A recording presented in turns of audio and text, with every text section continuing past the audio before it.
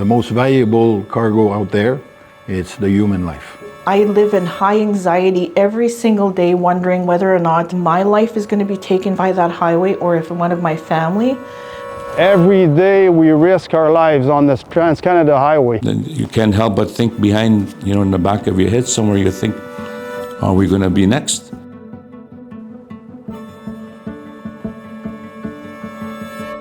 I want to be really clear. Northern highways are lifelines, and right now, unfortunately, they are simply not safe.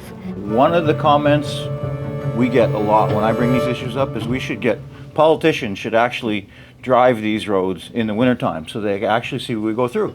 We're going to drive from here to Manitoba on Highway 11, and we're going to come back on 17 to North Bay.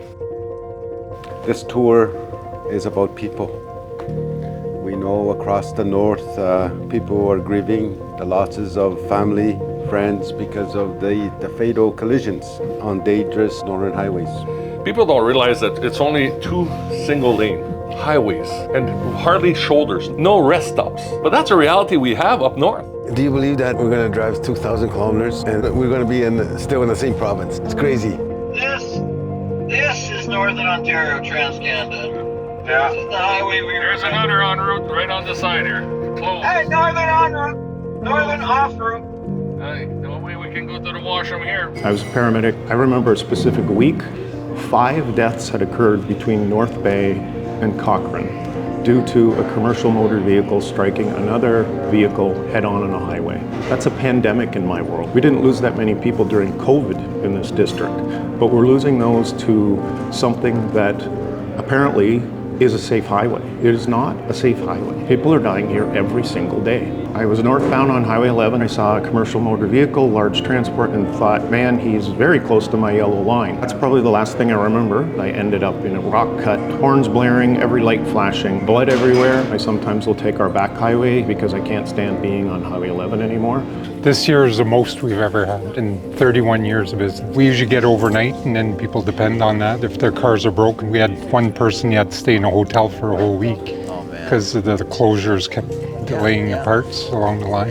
The trucks, if they don't have insurance, a lot of times they don't because the driver isn't legal to drive. Then what happens is they'll just walk away from the truck. There's 3 of them sitting in the back. They just walk. It's cheaper for them to just walk away from it and go buy another one. I'm a motor coach driver and I'm not allowed to mistake. The most valuable cargo out there, it's the human life. And right now, every minute, every kilometers that I do, I have to think 5 kilometers ahead. When I saw the Minister of Transportation say we are the safest roads in Ontario, I almost fell off my chair. At night, I count the transport coming at me. They're in a caravan of 18 to 20 transports. They will give a damn about the mines and getting people there. They won't give a damn about our health. They don't give a damn about the people dying. If they did give a damn, they would have done something by now. In February, between Cochrane and Smooth Rock, if you didn't have a 3/4 ton truck, you were getting thrown off the road because the roads were in such bad shape. I was involved in an accident, basically a head-on collision with a transport. I don't really remember the accident, but all I remember is I was driving there, then I woke up in the hospital in Sudbury. I hate going on the highways, especially that there's accidents almost every day. It's not making it easier for me. I've heard Doug Ford saying he will be on the dozer himself to start the Ring of Fire. But as funny it is, I think he better learn to drive a snowplow than a dozer right now if he wants to get to the Ring of Fire. As a local, as a father of 2, as a business owner, every day we risk our lives on this Trans-Canada highway. Every night shift, every day shift. This is the reason why we're doing this. The only reason that matters the most is our family. And that is why we're doing this. This is my granddaughter.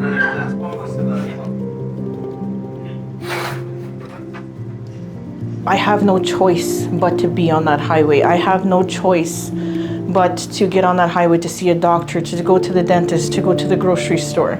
I have no choice but to bring my children on that highway, even though I don't want to. We've had to have OPP escort physicians back and forth so that they would make it on time to their shift. It's a huge impact for the hospital and the community, to the point where sometimes we barely, almost didn't have a physician in town.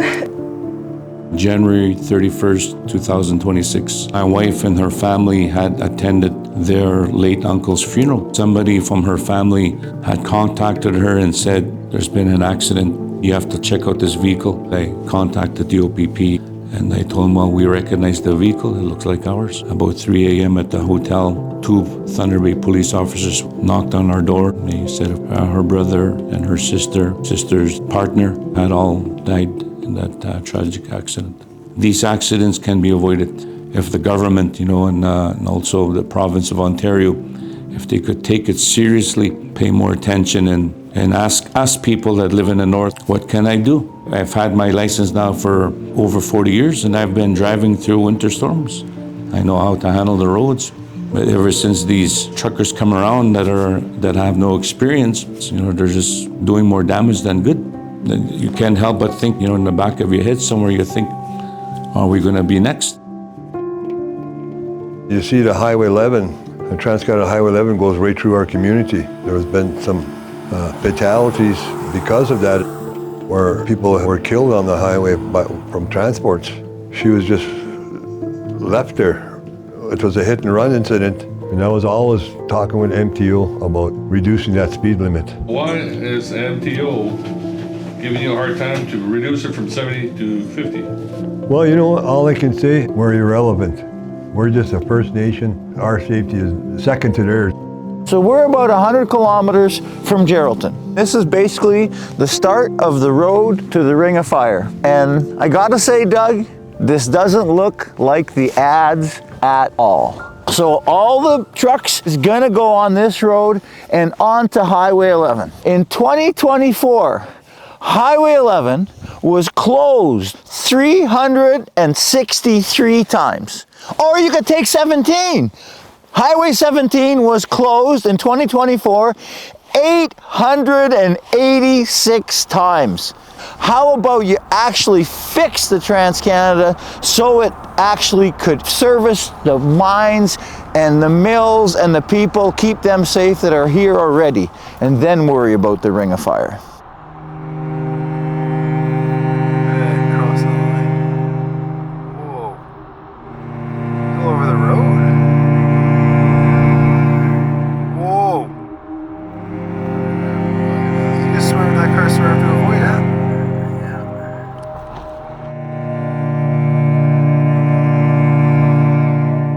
This is the Nipigon Bridge. This is the choke point of Canada. This is where if you're going east to west or west to east across this country, this is where you get stuck. When this thing shuts down, it shuts down Canada.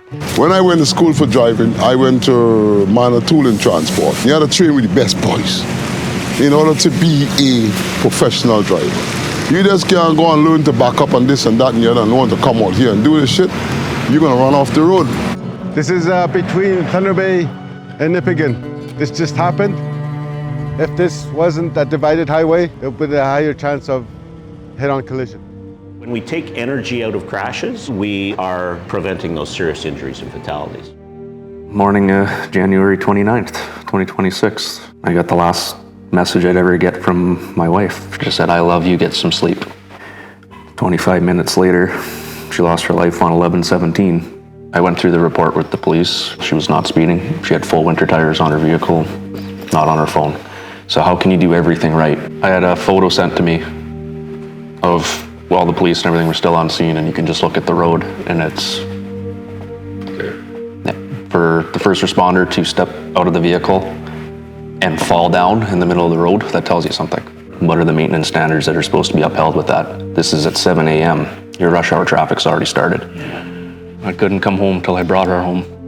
Stayed next door at my in-laws until I was able to bring her home with me. They estimated anywhere from 430 to 460 vehicles. Everybody was in tears. For a short time that day, a small community was able to organize closing down a highway to bring her home. And what if everybody that loses somebody starts doing that?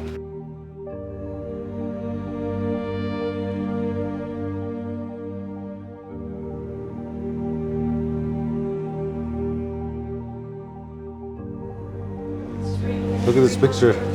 It's closed. Yeah. all the way across Ontario, basically. Yeah. Can you believe how lucky or unlucky we are? Like, the one time I kind of want to be in a road closure to show people what it's like. The whole Highway 11 from Nipigon to North Bay is closed. Closed.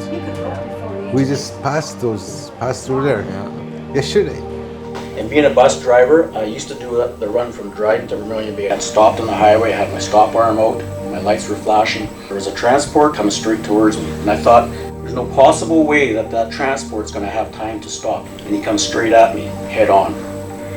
I told the kids, everybody hang on, and I backed up as fast as I could, and that transport comes straight at us, and he went in the side of the ditch on the wrong side of the road. It was that close that I just about give up my license. I'm not compromising on highway safety. If we're not talking about twinning the highway, then I don't want to talk at all.